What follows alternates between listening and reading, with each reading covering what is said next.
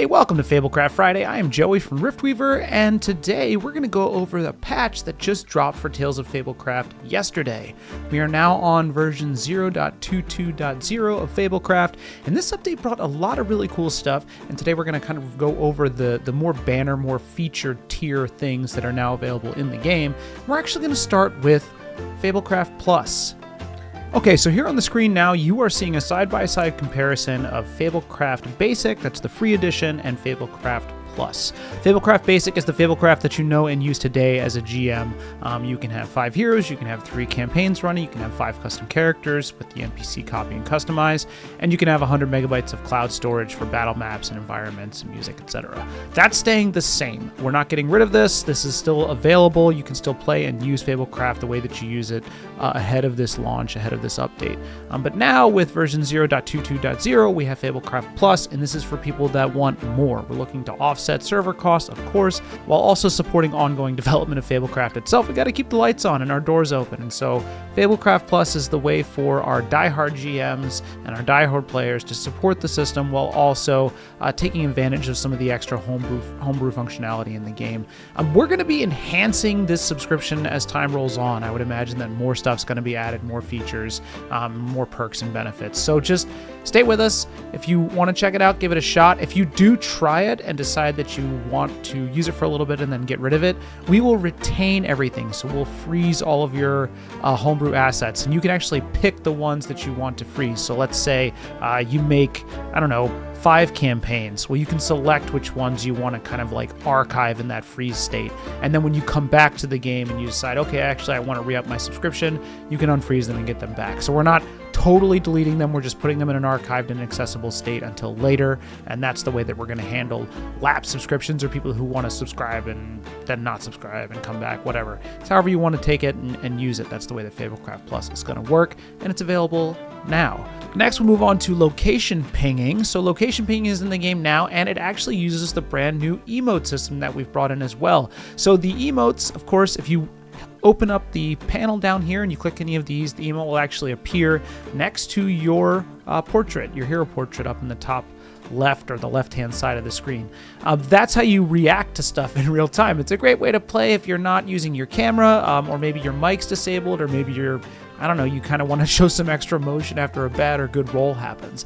But you can also use these emotes to ping around the environment and battle maps. So you will open up that same panel, you'll click ping mode, and then you can just go crazy and ping all over the battle map, and everyone else sees it just as you're pinging. It's a nice way to add some emotion to pointing things out in the game.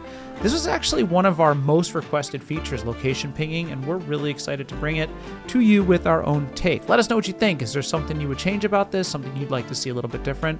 This is version 1 of our system, so give it a shot and let us know. And last but definitely not least, we also have a big upgrade to Homebrew Battlemaps. So consider this Homebrew Battlemap version 2. We'll start with what's new in our previously existing system, right? So previously you were able to upload an image or a video file in order to get your animated or static battle maps, and you were able to dictate the grid count, right? So how high is it, how wide is it, name it, whatever. Now with version 2, you can actually get inside the map, you can draw traversable or walkable terrain, and you can designate walls. So you can actually make it so that you can set up wall patterns according to the map that you might be playing in. Pretty great. That's not all. I'm actually going to jump over to a video that David did for us last week. David Housen, our CEO and co-founder. David actually showed off the functionality for importing maps from third-party map-making tools. So let's jump there real fast. So this is cool, but what if you're a master map maker? You're making completely original creations on Dungeon Scrawl or Incarnate, Dungeon Alchemist. Don't worry, we've got you covered there too. This is Dungeon Alchemist, maybe my all-time favorite map making tool. You drag room layouts, click the check mark, and boom, you've got yourself a lovely little room here. You can actually manipulate any of the little props like so.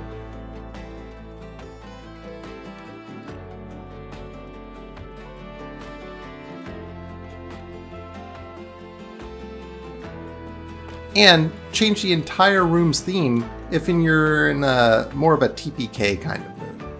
Anyway, here's a lovely little tavern map I assembled for our demo.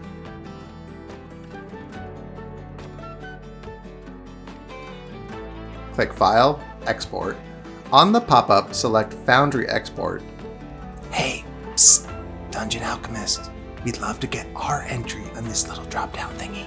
Skeet us on Blue Sky. For the file type, I'm just going to select Image JPEG. I really like the limited perspective on my 3D walls. And lastly, I'm going to leave the grid on. Hit Export and save your image.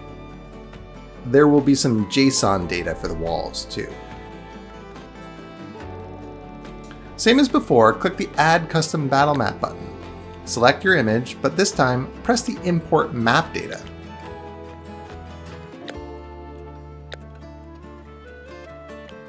As you can see, it handled our grid dimensions and walls perfectly. Now let's flag some unlockable spaces like so. Pro tip, you can zoom in and out with the mouse wheel and press the spacebar to activate the Move Map tool.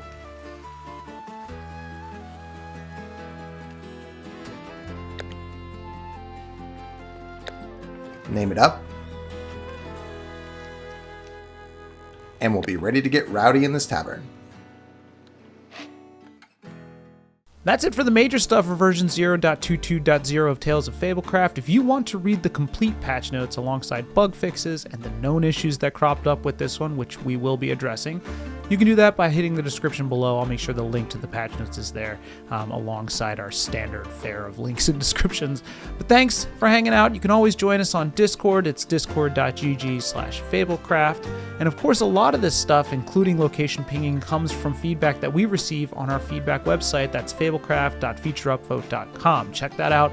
Open up some new threads, add some comments, upvote some stuff that you agree with and want to see in the game as well. It does not require an account. You just need to use your email address and you can select whether or not you want to be notified if something happens with the suggestion that you're commenting on or creating.